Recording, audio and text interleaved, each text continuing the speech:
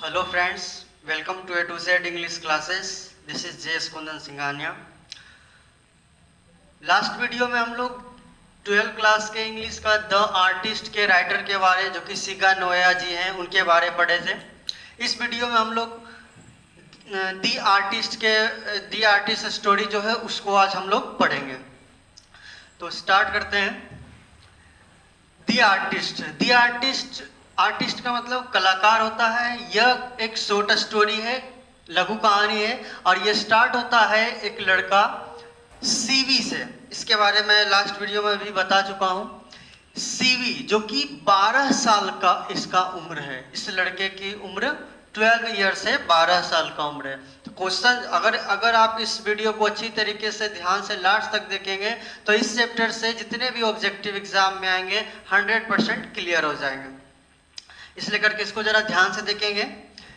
ये story start होता है सीवी से। सीवी एक 12 इयर्स यानी 12 साल का एक लड़का है जो कि जैपनीज बॉय है, यानी कि जापान में रहने वाला लड़का। मैं बताया था इंडियन बॉय, इंडियन का मतलब भारत में रहने वाले लोग को इंडियन कहते हैं, जापान में रहने वाले लोग को जैपनीज कहते हैं। तो ये लड़का जो है सीवी जिसका नाम है, ये जापान का रहने वाला था, तो इसलिए करके इसको जैपनीज बॉय कहते हैं। ये जैपनीज बॉय कहलाता है।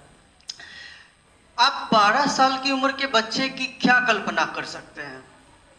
पहले तो 12 साल की उम्र के बच्चे बहुत ही कम पढ़ना चाहते हैं। स्कूल जाते हैं, स्कूल से जैसे ही वापस आते हैं वो खेलना स्टार्ट कर देते हैं, बिल्कुल इस तरीके से। लेकिन इनमें थोड़ा सा डिफरेंस है। ये सीवी जो है ये थोड़ा डिफरेंट है दूसरे लड़कों से।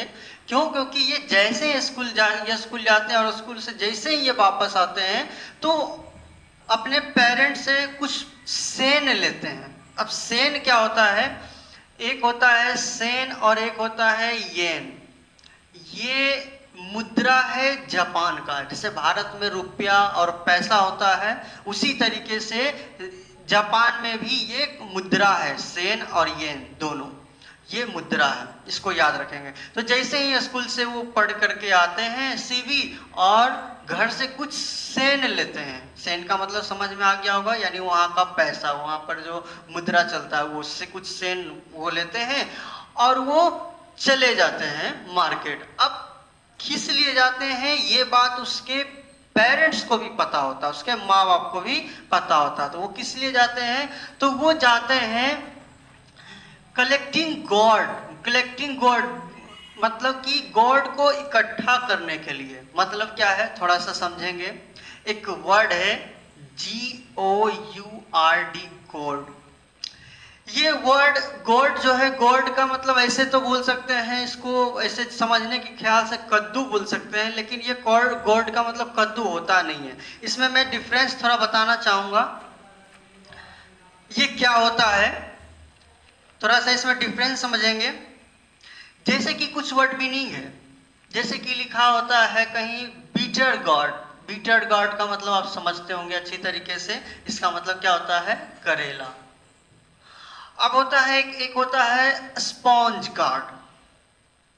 स्पॉन्ज गार्ड शायद आप पहले बार नाम सुने होंगे। स्पॉन्ज गार्ड का मतलब होता है परोर। आगे होता है एस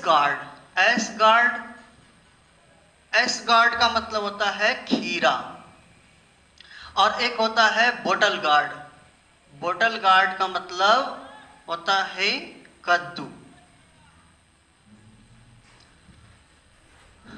अब जरा समझेंगे इसको। सिर्फ गॉड को समझाने, GOURD गॉड को समझाने के लिए मैं इतना एग्जांपल दे रहा हूं।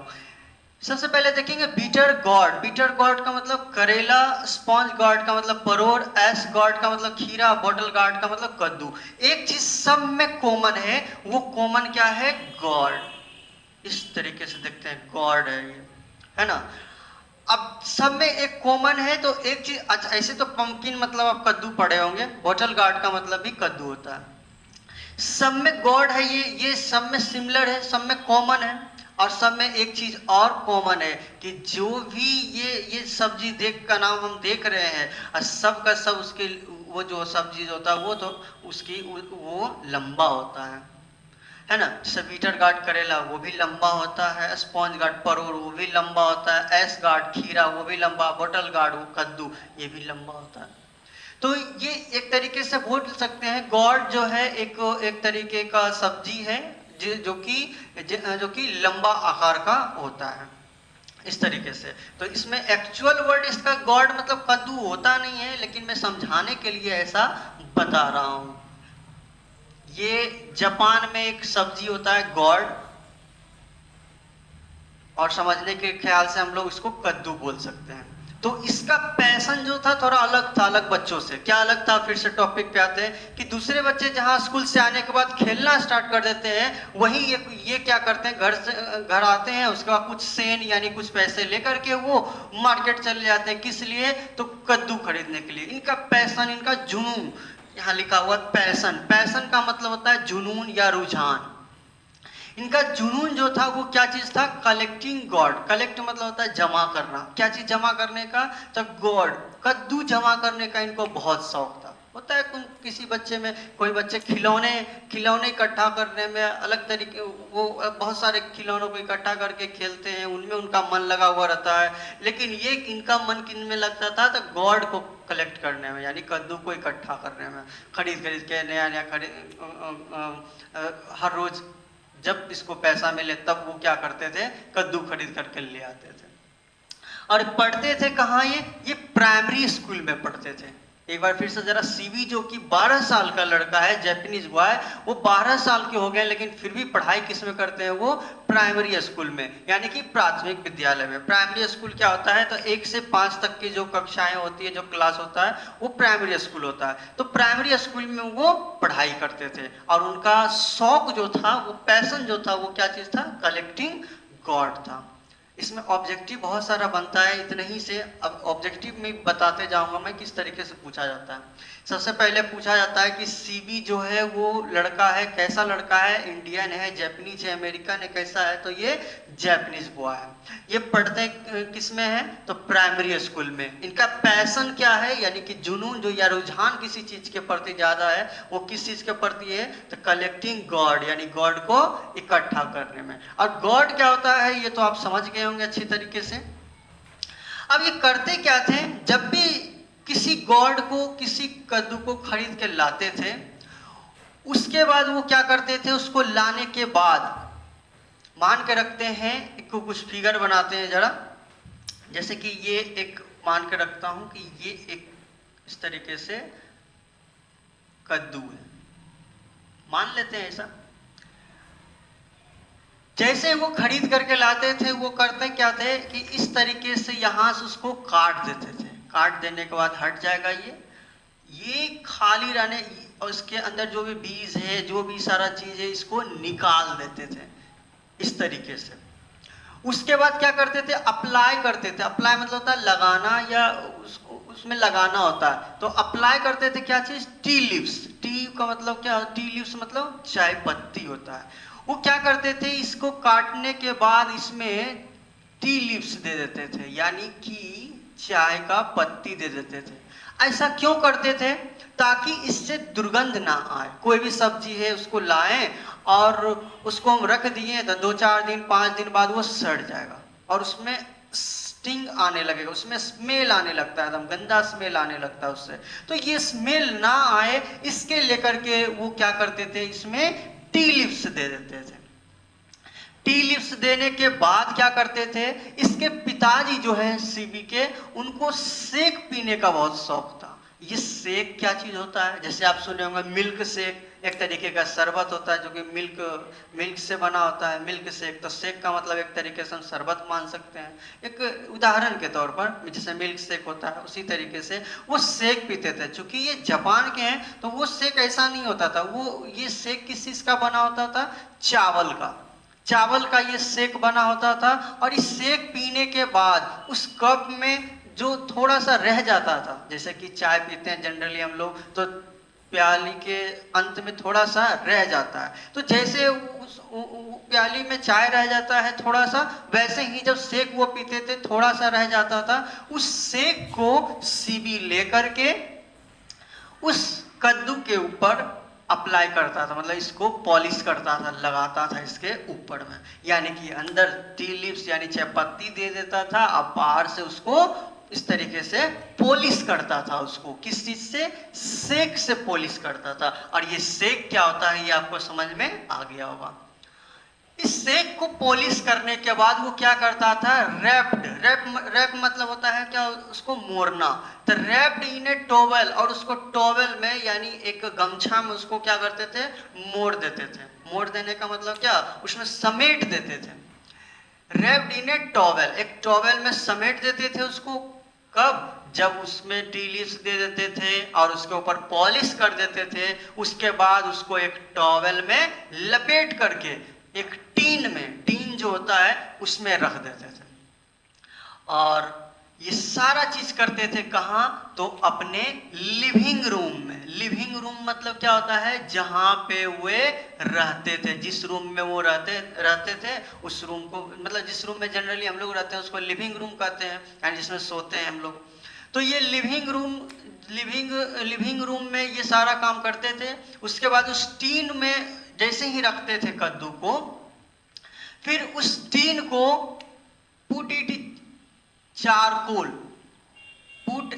इन चारकोल फूड वार्मर, और फिर उसको वो एक चारकोल फूड वार्मर में रख देते थे। मतलब क्या है? ये एक वर्ड आया है यहाँ पर, चारकोल फूड वार्मर। ये होता क्या है? चारकोल का मतलब समझते होंगे आप लोग, कोयला। फुट वार्मर मतलब होता है पैर, फुट मतलब तो पैर होता है, वार्म मतलब होता है गर्म, और वार्मर मतलब गर्म करने वाला, यानी पैर गर्म करने वाला।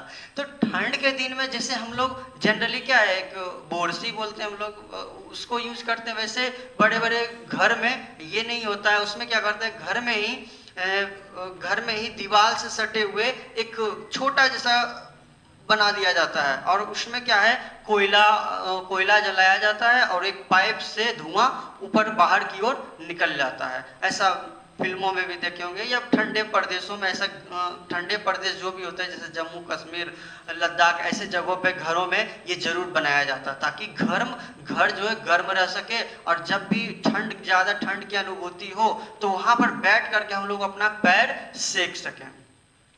तो ये फुट वार्मर समझ गए होंगे। तो सबसे पहले ये क्या करते थे, इस कद्दू में टी लीव्स डालते थे, इसके बाद सेक से पॉलिश करते थे, उसको फिर एक टीन में रख करके और इस टीन को फुट वार्मर जहाँ पर पैर गर्म करते थे जिस जगह पे, वहाँ पर सोने के समय रख देते थे, और फिर चले जाते थे वो बेड पर, यानी सोने के लिए।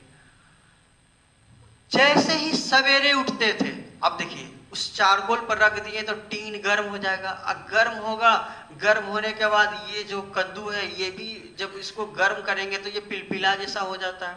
जैसे सवेरे उठते थे ये तो देखते थे क्या ये पिलपिला जैसा हो गया है।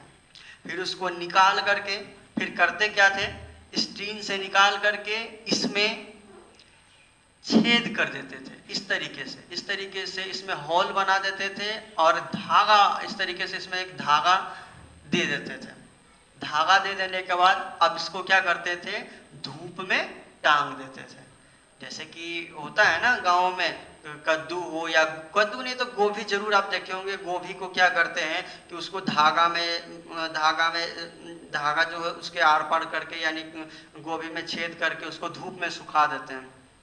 और वैसे दिन हम उसको यूज करते हैं जब उसका सीजन नहीं होता है। बस वैसे ही इसको भी हॉल करके, छेद करके, उसमें धागा बांध करके धूप में सूखने के लिए छोड़ देते थे, और सूखने के बाद फिर पुनः उसको अपने कमरे में दीवार पे टांग देते थे। यानी ऐसा करना इनका शौक था, और धीरे धीरे देखते देखते इनके कमरे में बहुत सारे कद्दू जो है दिखाई देने लगे, बिल्कुल बहुत सारे, क्योंकि वो जब भी खरीदते थे तो यही करते थे सबके साथ, और वो दीवार पे फिर उसको लटका देते थे। कलेक्शन इनमें इनका शौक था, इनका कला यही था कि ये क्या करते थे, गॉड को इकट्ठा करते थे, कद्दू को इकट्ठा करते थे, और ऐसा करते थे अपने कमरों में। फिर इतना करने के बाद उसको सजा देते थे। और फिर आगे क्या कहते हैं समझिए जरा। जिस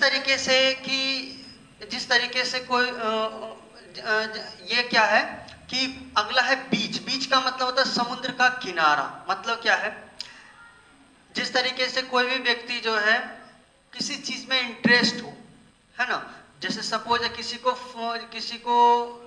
फल, जैसे जो डाकिया है, डाकिया जो होते हैं उनको हर एक गली हर एक जगह का पता होता है, क्योंकि उनका काम ही वही है। उसी तरीके से ये सीवी भी, इनको अपने शहर में कहाँ पे कद्दू बिकता है वो सारा कुछ इनको मालूम था। तो ये ऐसे ही गलियों में घूमते रहते थे जहाँ भी मिलता था, और जो ग्रोसरी नजर आती थी जहाँ पे बिकते थे सब्जी फल ये सब, वहाँ पे खड़े होकर के उसे एकटक लगाकर देखते रहते थे। कुछ उसमें सोचते रहते थे कि ये कैसा है, ये किस तरीके का है, ये इनका शौक था। तो एक बार ये ऐसे ही जा रहे होते हैं बीच के किनारे, बीच पे जा रहे होते हैं, यानी समुद्र का किनारे का जो भाग होता है उसको बीच कहते हैं। इनका शहर जो है वो है हार्बर टाउन। हार्बर टाउन जो है वो समुद्र के किनारे बसा हुआ था और बहुत ही छोटा जगह था। इतना छोटा है कि मात्र 20 मिनट में एक छोर से दूसरे छोर तक पहुंच सकते हैं। मात्र इतना छोटा था ये शहर। तो ये देखते हैं हम क्या कि बीच पर ये जो है, यानी कि समुद्र के किनारे हार्बर टाउन के पास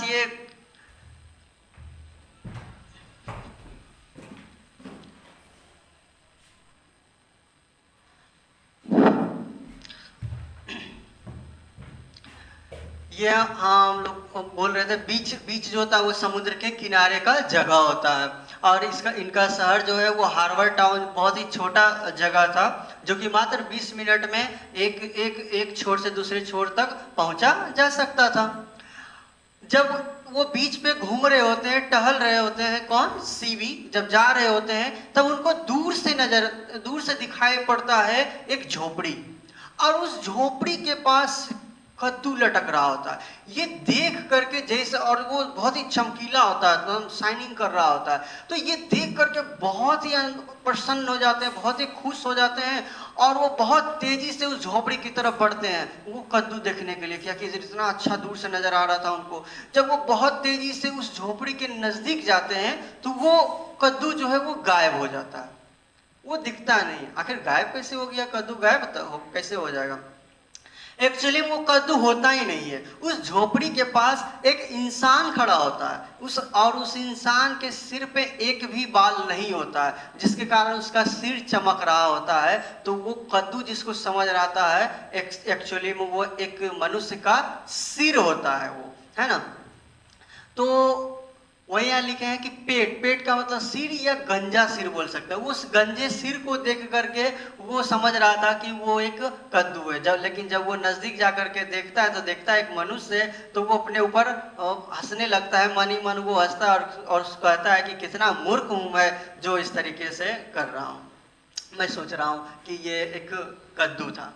तो इस तरीके से हंसते हुए वो फिर अपने घर की तरफ लौटते हैं, घर की तरफ आते हैं, और आगे कहते हैं क्या कि एक बार क्या होता है, उसके पिता और पिता के दोस्त, हिज फ्रेंड मतलब उसके पिता के दोस्त, यानी पिताजी उसके और उसके पिता के दोस्त दोनों एक साथ बैठे होते हैं, और वहीं दूर कहीं वहीं थोड़ा दूर पे बैठे होते हैं सीवी, और वो कद्दू को पॉलिश कर रहे होते हैं। तो उसके दोस्त देख करके कहते हैं कि यह जो है बहुत ही सिंपल लाड है। LED लाड मतलब होता है लड़का, मतलब एक बहुत ही सिंपल लड़का है, पता नहीं आगे ये क्या करेगा लाइफ में। बोलते हैं ना, वो क्या कर रहा है, पॉलिश कर रहा है कद्दू को, आगे चल करके ये क्या करेगा, इस तरीके से बात करने लगते हैं। तभी बात करते करते उनके पिता और उसके दोस्त जो है बात करते हैं बेकिंग गॉड के बारे। ये बहुत ही इंपॉर्टेंट है, इसको याद रखेंगे, ये बेकिंग गॉड के बारे। बेकिंग गॉड क्या है, तो एक कद्दू का नाम है, गॉड का मतलब तो कद्दू, ये बेकिंग गॉड एक कद्दू का यहाँ नाम है। ऐसे बेकिंग का मतलब अलग होता है, लेकिन यहाँ पर नाम है एक कद्दू का, बेकिंग गॉड। अब ये इससे बेकिंग गॉड होता क्या है, तो मैं बताना चाहूंगा कि आपने सुना होगा बटर बेक, एक बिस्किट होता है बटर बेक। बटर का मतलब होता है मक्खन, अब बेक मतलब होता है सेका हुआ, यानी मक्खन पे सेका हुआ, यानी मक्खन से सेका हुआ जो बिस्किट है उसको कहते हैं बटर बेक, ऐसा इसका मतलब होता है। लेकिन यहाँ पर ऐसा मतलब नहीं होगा, यहाँ पर सिर्फ इसका नाम है बेकिंग गॉड। बेकिंग गॉड किस कद्दू का नाम है? तो ये एग्रीकल्चरल शो उसके शहर में हुआ था, यानी कि कृषि प्रदर्शन। कृषि प्रदर्शन हुआ था। कृषि प्रदर्शन में क्या होता है, जो भी किसान उनका फसल जो बहुत अच्छा फसल उपजा है, जो कि दूसरे फसलों से अलग हो, वैसे फसलों को वहाँ प्रदर्शन किया जाता है। तो उन्हीं में से एक कद्दू था जो कि बहुत ही खासियत उसकी थी, वो बहुत प्रसिद्ध हो गया था इसमें एग्रीकल्चरल शो में। कृषि प्रदर्शन जब हुआ था, कब हुआ था? तो लास्ट स्प्रिंग। स्प्रिंग मतलब क्या होता है? बसंत का मौसम। पिछले बसंत के मौसम में जो एग्रीकल्चरल शो हुआ था उसमें बेकिंग गॉड का बहुत नाम आया था, यानी कि इस कद्दू का बहुत नाम आया था, वो प्रसिद्ध था। उसके बारे में बातचीत कर रहे थे उसके पिताजी और उसके पिताजी के दोस्त। तभी जो है सीवी को याद आता है कि उस एग्रीकल्चरल शो में तो मैं भी गया था। लोग जिनकी तारीफ कर रहे हैं इस गॉड की, आखिर वास्तव में वो अच्छा गॉड था नहीं, ऐसा सीवी कहते हैं। अपने अपने आप से कहते हैं कि वो तो कुछ था ही नहीं, वो आधे शो में चल आए थे, वो पूरा रुके भी नहीं। जिसको लोग बहुत अच्छा कर रहे थे कि ये बहुत अच्छा है, ऐसा है वैसा है, अस्सी भी समझ रहे थे कि वो बस फालतू है, उससे अच्छा अच्छा कलेक्शन तो मेरे घर पे है, इससे अच्छा अच्छा कलेक्शन तो मैंने किया हुआ।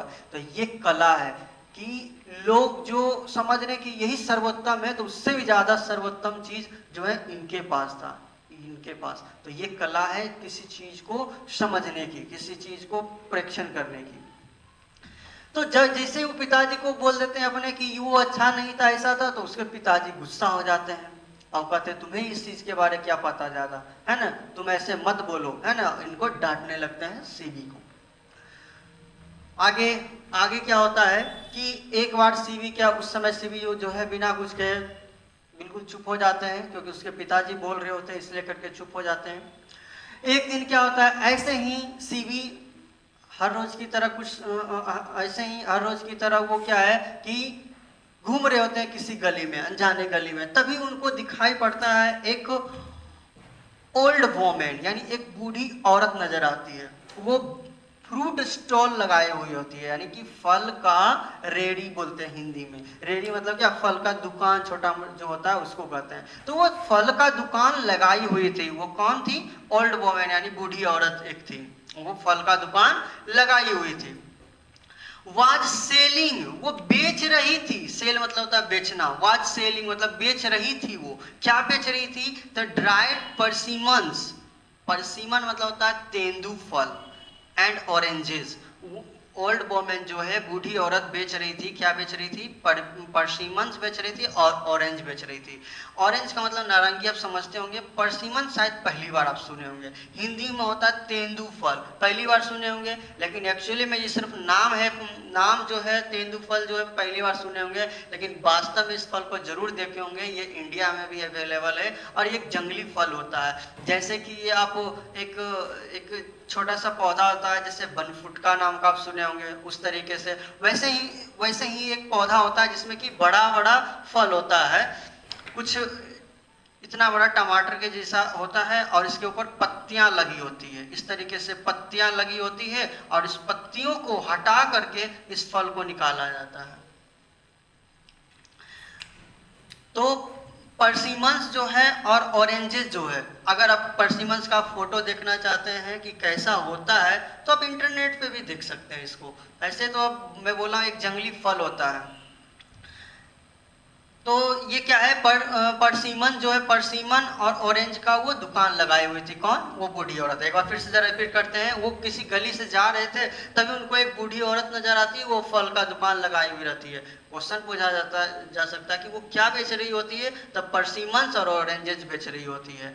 और उसके जस्ट पीछे, बिहाइंड, बिहाइंड मतलब होता है के पीछे, behind a cluster of God. Cluster का मतलब होता है झुंड। वो झुंड, उसके पीछे एक झुंड था, क्या चीज का? गॉड का, यानी कद्दू का झुंड, यानी बहुत सारा कद्दू लटका हुआ था। एक्चुअली में यही बेच रही थी वो भी, है ना, पीछे उस दुकान के पीछे लटका करके रखी हुई थी। जैसे ही सीवी देखता है गॉड को, उस कद्दू के झुंड को, एक ही साथ इतना कद्दू को लटका हुआ, तो ये बहुत ही बेचैन हो जाता है, बहुत ही उत्साहित, खुश हो जाता है और पूछता है ओल्ड वोमेन से कि क्या मैं इसे देख सकता हूँ? तो ओल्ड वुमेन तो बेचने के लिए बैठी थी, तो बोलती है हाँ जी जरूर देख सकते हैं। जब वो पीछे जाता है तो बहुत सारे गॉड टंगे होते हैं, बहुत सारे गॉड को देखता है, लेकिन उसे पसंद जो आता है वो 5 इंचेस का होता है, 5 इंचेस लॉन्ग गार्ड। उसको पसंद जो आता है मात्र 5 इंच का, 5 इंच कितना होता है आप समझ सकते हैं, छोटा सा 5 इंच का वो गार्ड को पसंद करता है। कौन? सीवी। सीवी जो है 5 इंच के गॉड को पसंद करता है। क्वेश्चन ये पूछा जा सकता है कि वो गॉड जो है कितने इंच के, मतलब ऐसा पूछा जा सकता है कि गॉड जो है पसंद करता है वो कितना बड़ा होता है, तो वो 5 इंचेस होता है। मात्र 5 इंच का वो गॉड पसंद करता है। हालांकि बहुत बड़े बड़े गॉड होते हैं, लेकिन फिर भी इसी को पसंद करता है। क्यों? क्योंकि इनमें जो सीवी को जो इनमें दिख रहा था, जो वो और सभी गॉड में इनको नहीं दिख रहा था। मतलब क्या है, इनको कुछ विशेष लग रहा था। ऐसा क्या था आगे चल के समझेंगे हम। और जैसे ही ये पूछता है ओल्ड वोमेन से कि ये 5 इंचेस का जो गॉड इनको पसंद आता है, पूछता है कितने में, कितने का है ये, तो वो बूढ़ी कहती है, बूढ़ी औरत कहती है कि 10 सेन में। सेन में पहले बता चुका हूँ क्या है, जापानी मुद्रा है। तो कहती है 10 सेन में, 10 सेन लगेगा इसका कम से कम, है ना। तो इतना सुन करके सीवी वहां से दौड़ते हुए भागता अपने घर पैसे लाने के लिए, दौड़ते हुए जाता है और तुरंत पैसे लेकर के फिर दौड़ते हुए आता है और उस बूढ़ी औरत को दे करके, उस 10 सेन दे करके उस 5 इंचेस गॉड को ले लेता है। और जैसे ही हाथ में उसके 5 इंचेस गॉड आता है तो वो बहुत ही खुश होता है, और बहुत ही खुश होता है वो देख करके कि अब ये मेरा हो गया है। और वो इतना, और वो छोटा सा होता है। क्या होता है कि जैसे ही वो घर जाते हैं, उसको, उस गॉड को अपने बैग में रख लेते हैं, स्कूल के बैग में, और उसको लेकर के वो स्कूल चले जाते हैं पढ़ने के लिए। अब जैसे ही स्कूल में पढ़ रहे होते हैं, एक टीचर होते हैं, इनको पढ़ा रहे होते हैं एथिक्स के टीचर। एथिक्स क्या होता है? एथिक्स मतलब तो ऐसे होता है नैतिकता या नैतिक बोलते हैं। नैतिकता या नैतिक। नैतिकता क्या होता है कि आप बचपन में 4 क्लास 3 क्लास इस तरीके से 3 4 5 क्लास में एथिक्स का सब्जेक्ट चलता है, और आगे सीनियर क्लास में भी चलता है ये एथिक्स का सब्जेक्ट। एथिक्स मतलब नैतिकता, मतलब कि व्यवहारिकता, कि कैसे हम लोग को समाज में रहना चाहिए, बड़ों से कैसे बर्ताव करना चाहिए। इस तरीके से बहुत सारे संबंधित विषय होते हैं, उनमें बहुत सारे टॉपिक होते हैं उसमें। तो एथिक्स का मतलब नैतिकता होता है। यानी एथिक्स के टीचर जो होते हैं, पढ़ा रहे होते हैं, तभी देखते हैं, उनकी नज़र पड़ती है सीवी पर कि सीवी जो है वो क्या कर रहा होता है। कि जब एथिक्स के टीचर पढ़ा रहे होते हैं तो वो उस गॉड को, उस कद्दू को जो कि 5 इंचेस लॉन्ग था, उसको निकाल करके बैग से डिस्क के नीचे करके उसको पॉलिश कर रहा होता है। यानी जब टीचर क्लास में पढ़ा रहे होते थे तो उस समय वो सीवी क्या कर रहा होता था, तो वो डिस्क के नीचे गॉड को पॉलिश कर रहा था। उनकी नजर पड़ गई, एथिक्स टीचर की नजर उस पर पड़ गई। ये देख करके एथिक्स के टीचर बहुत ही आग बबूला हो गए, गुस्सा हो गए। ऑब्वियसली बात है कि कोई भी टीचर हो, जब वो पढ़ा रहे होते हैं और तो वो डेस्क के नीचे क्या कर रहा होता है, वो गॉड को, कद्दू को पॉलिश कर रहा होता है। तो ये देख करके शिक्षक जो है बहुत ही गुस्सा हो जाते हैं और वहां जा करके उनको बहुत ही डांटते हैं कि तुम्हारे जैसे लड़के का कोई भी भविष्य नहीं है। और वो उससे क्या करते, एथिक्स के टीचर जो है उससे गॉड को छीन लेते हैं, यानी कि उस कद्दू को छीन लेते हैं। वो बहुत ही दुखी हो जाता है, सीवी जो है बहुत ही दुखी हो जाता है ये देख करके कि वो छीन लिए उनसे, क्योंकि वो बहुत ही शिद्दत के साथ वो खरीदा था, बहुत ही मुश्किल से, है ना, और बहुत ही खुश था उसको लेकर के। लेकिन एथिक्स के टीचर जब उससे वो छीन लेते हैं तो बहुत ही वो दुखी हो जाता है, मायूस हो जाता है, और वो चला जाता है घर। और घर जाते के साथ वो किसी से कुछ नहीं कहता है, वो बैग को अपने कमरे में रखता है और अपने कमरे में ही बैठा हुआ रहता है। तभी कुछ इनको आवाजें सुनाई देती है, इनको सीवी को अपने कमरे से क्या आवाजें सुनाई देती है, तो वो कुछ आवाजें सुनाई देती हैं। जब कमरे खोल करके बाहर देखते हैं क्या है, तो देखते हैं उसके एथिक्स के टीचर उसके घर आए हुए हैं। एथिक्स के टीचर कंप्लेन लेकर के उसके घर चले गए थे, और उसकी माँ जो थी, सीवी की माँ, उनको डांट फटकार रहे होते हैं कि आप क्या अपने बच्चे पर ध्यान नहीं देते हैं, इस तरीके से वो क्लास में ऐसा ऐसा बिहेव करता है, ये करता है, बहुत सारी बातें सुना रहे थे। तो सीवी जो है अपने कमरे से ही थोड़ा सा गेट हटा करके उसको सुन रहे थे और सोच रहे थे कि कहीं शिक्षक जो है हमारे कमरे में नहीं आ जाए, क्योंकि वो क्लास में तो सिर्फ एक गॉड देखे थे और जब कमरे में आएंगे तो देखेंगे दीवारों पे बहुत सारे गॉड टंगे हुए हैं। ये देख करके तो और ज़्यादा क्रोधित हो जाएंगे, और ज़्यादा गुस्से हो जाएंगे। तो सोच रहे थे बढ़िया हो कि मेरे टीचर मेरे कमरे में ना आ जाए। और टीचर जो है बहुत सारे एथिक्स के टीचर जो उसकी माँ को बहुत सारे बात बोलते हैं। माँ जो उनकी माँ जो है टीचर से माफ़ी मांगती है कि आगे से ऐसा नहीं होगा, हम इसको देखते हैं, है ना। एथिक्स के टीचर तो चले जाते हैं, लेकिन उसकी माँ जो है उन्हें गालियां देना शुरू कर देती है। किसे? सीवी को गालियां देना शुरू करती है, गुस्सा करने लगती है कि आने से तुम्हारे पिताजी जो है ना, पिताजी को बताया जाएगा ये सब चीज़। बहुत ही गुस्सा में रहती है, उसकी माँ बोल रही होती है लेकिन वो कुछ भी नहीं बोलता है, बिल्कुल चुपचाप, क्योंकि उनकी गलती होती है। और जैसे ही वो पिता उसके आते हैं घर, और पिता काम कहाँ करते हैं, तो वो काम करते हैं कारपेंटर के शॉप पर। कारपेंटर मतलब होता है बढ़ी की दुकान पर वो काम करते हैं। एक बार फिर से जरा कि सीवी के पिताजी जो है कहाँ काम करते हैं, तो वो काम करते हैं कारपेंटर शॉप पर, यानी कि बढ़ई की दुकान पर काम करते हैं। अब बढ़ई से रिलेटेड जो काम करते हैं उसके पास तो हथौड़ी वगैरह ये सब होता है। तो जैसे ही पिताजी घर आते हैं, बहुत ये सब चीज़ें उनको सुनने को मिलती है। ये सब चीज़ सुन करके उनके पिताजी बहुत गुस्से होते हैं और वो कहते हैं ऐसा लगता है जैसे तुम्हें मैं बहुत पीटूं। बहुत गुस्सा होते हैं, बहुत बोलते हैं उनको, और इतना गुस्सा होते हैं और वो क्या करते हैं कि अपना हैमर मतलब होता है हथौड़ी, अपना हथौड़ी जो है वो निकालते हैं और उसके कमरे में चले जाते हैं। किसके कमरे में? सीवी के कमरे में। और सीवी के कमरे में जितने भी गॉड टंगे होते हैं सबको तोड़ देते हैं, हथौड़ी से स्मैश कर देते हैं, बिल्कुल तबाह कर देते हैं, सब तोड़ देते हैं और कहते हैं दोबारा ऐसा नजर नहीं आना चाहिए। इतना कलेक्शन, इतना मेहनत से जो ये बच्चा किया था अभी तक, इतना कलेक्शन जो किए थे इतना मुश्किल से, सबको सब स्मैश कर दिया गया, सब तोड़ दिया गया, सब बर्बाद कर दिया गया। इससे ये देख करके सीबी जो है बहुत ज़्यादा दुखी हो जाता है, लेकिन वो कुछ भी नहीं कहता है, एक शब्द भी नहीं कहता है। अब क्या करते हैं इनके पिताजी, तो ऐसे किए इस तरीके से, तो सारे कमरे में जाकर के सारे जितने भी गॉड थे सबको स्मैश कर दिए, तोड़ दिए। और एक जो था 5 इंचेस का, वो भी उसके टीचर छीन लिए थे। अगले दिन जब टीचर स्कूल जाते हैं तो देखते हैं, नजर पड़ता है उनको उस गॉड पर जिसको वो छीने थे।